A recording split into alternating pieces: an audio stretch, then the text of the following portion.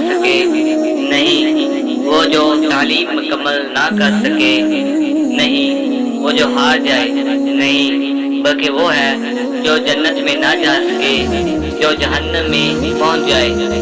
क्योंकि जिंदगी का असल मकसद तो बस जन्नत ही है।